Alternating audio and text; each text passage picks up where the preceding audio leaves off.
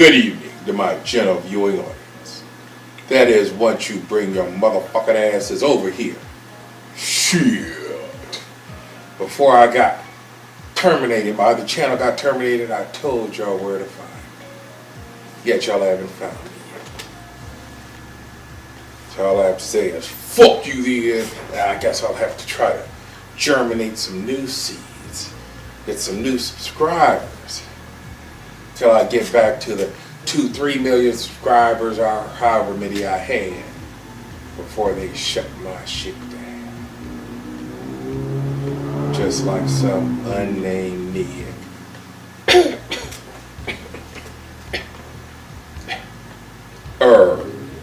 Shut down Nayla Lightfoot shit.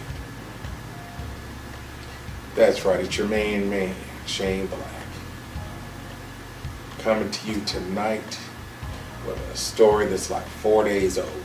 And who knows if I'll upload this video tonight. Need to fry me some buttermilk chicken. But I will try. Now let me hydrate before we go in.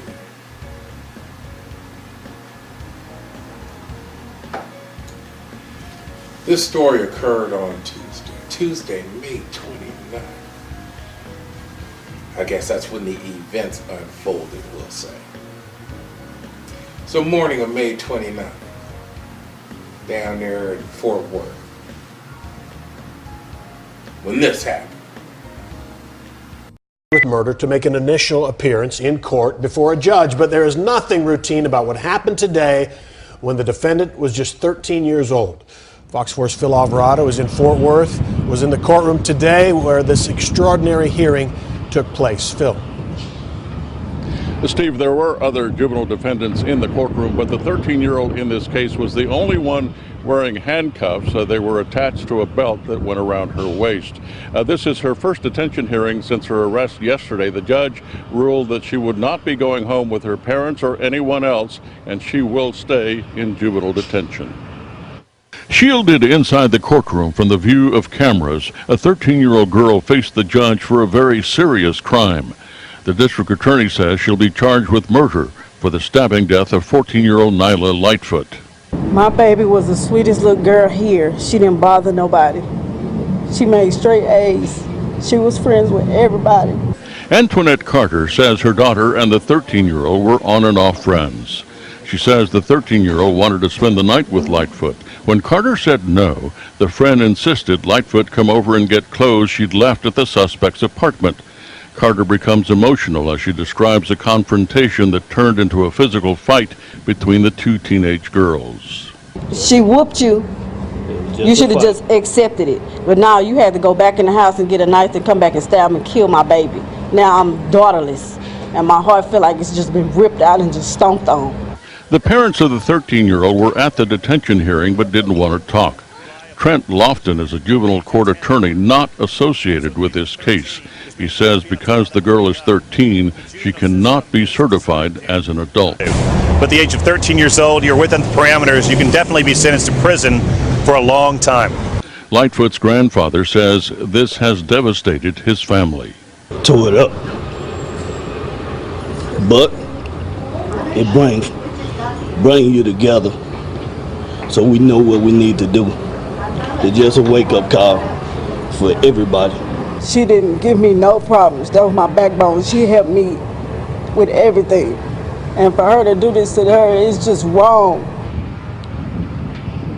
The attorney for the 13-year-old girl says he's not ready to comment on camera yet, but says the case eventually has to go to a grand jury as part of the legal process. Shit. That was fucked up. A 13-year-old girl killed a 14-year-old girl. Because a 14-year-old girl whipped her motherfucking ass. Excuse me. But don't go looking for a problem if you can't handle the problem. 13-year-old couldn't handle the problem and look for it. It doesn't matter whether Nyla started the altercation, started the physical aspect of the altercation, or whether it was the 13-year-old. Look, and I know I'm far from 13, but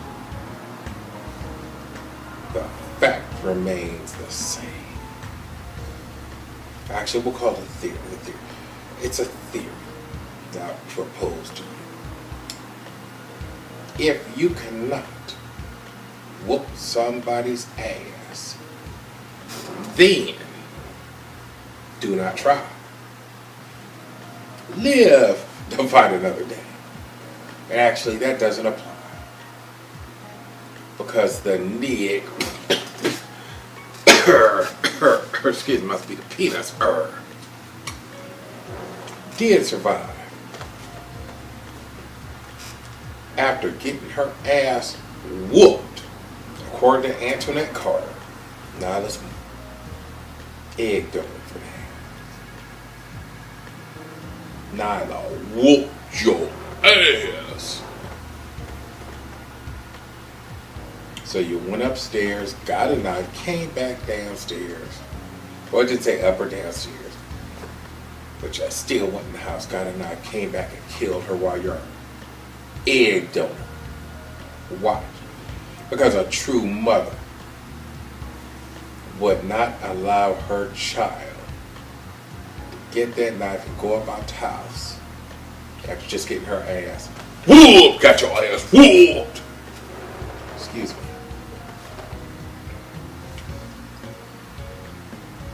Now, fuck it, I'll tell you a little story.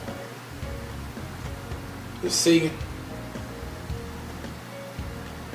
some dudes back in the day, they didn't whoop my daddy. They told him better not take his ass back around by such and such again, or they was gonna whoop his ass. And he was like, fuck that shit. I go where I feel like going. He went back to the house, got that knife, headed back out the house. But of course, parents are in the house. Parents, as in people who will actually raise and care for their children. Moms was like, hold the fuck up. Will. That's back in the day. So, women were women and men were men. So she didn't tell my dad, stop, get your ass back in the fucking house like a man would. She called my granddad and said, Will, baby boy's going outside with a knife. The fuck? And Will was like, hold up, son. What the fuck you think you going with that shit? If you need to go somewhere with a knife, then maybe that's somewhere you don't need to go. Sit your ass down. Just watch motherfucking TV. Boy. Because my dad wasn't a nigga. Excuse me, must have needed some hydration.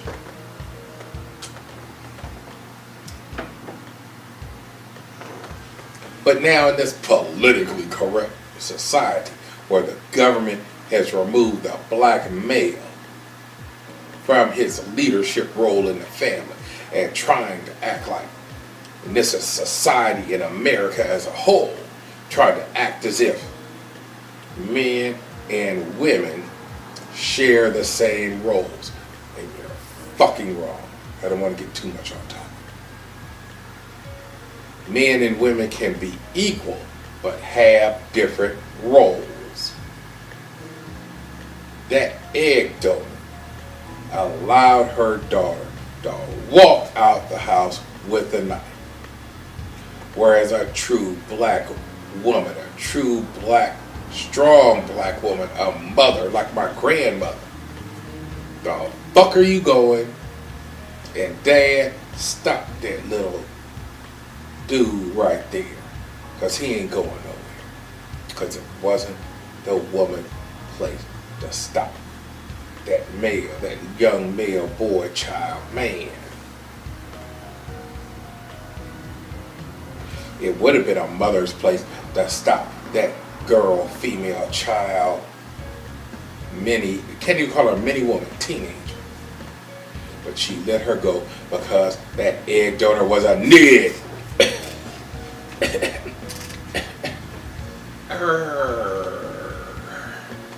I'm saying. And it's too bad. It's too bad, Antoinette, that your daughter had to go through that shit.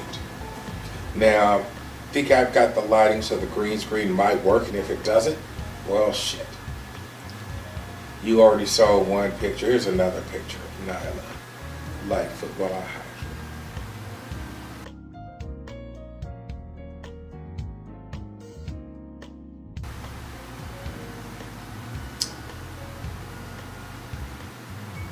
She didn't look like a nig.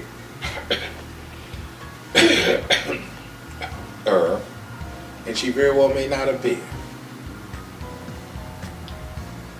But she damn sure hung out with him. I don't know if those were the projects. They looked all nice and clean, but generally projects do when they're new. And after the nigs move in, it takes some time for them to run that shit down. So it truly looks like the projects. You have to, like a baseball glove, got to, shit. What do they call that? You don't beat it in. But y'all know what the fuck I'm talking about, because I damn sure can't think of it right now. It's basketball season.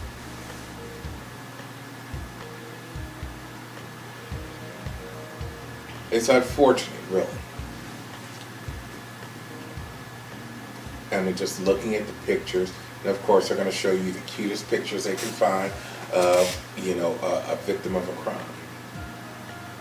Just graduated 8th grade. The Friday, 4 days before she was killed.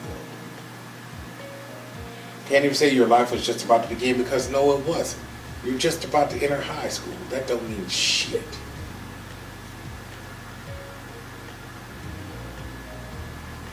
And then your life is over. Because there's that B word. Your life is over. And the reason your life is over is due to the fact that you hung out with a nigga.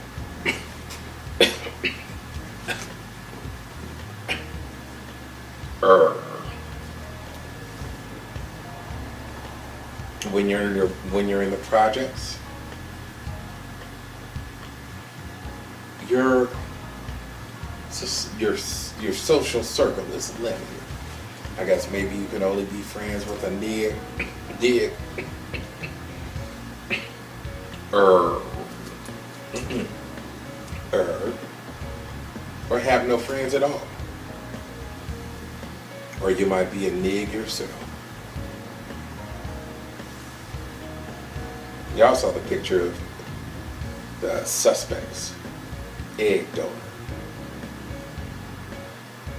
Fat, sloppy, black female. That's damn near the description of a nig.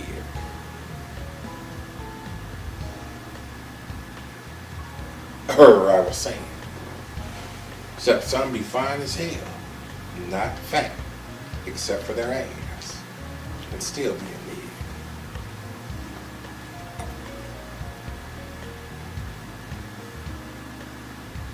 The only thing I really have to say in conclusion is if you play in shit, then you will have shit on you. Nayla played in shit. Loaned her clothes to shit. Put her fist in shit.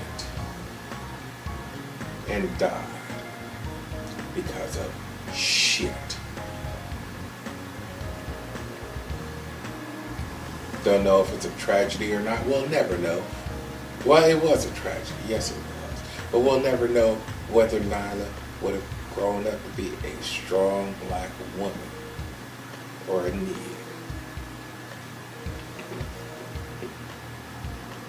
It would have been nice to find out. At this point, the only thing that would be nice is if the suspect fit the certain parameters necessary for her to spend all of her childbearing years behind bars, so that when she is released, she cannot reproduce and increase the number of Nig.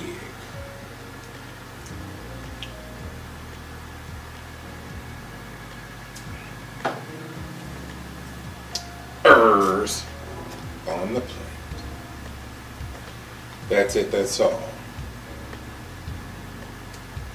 Sorry for your loss, but hopefully, Antoinette, this can serve as a cautionary tale to others,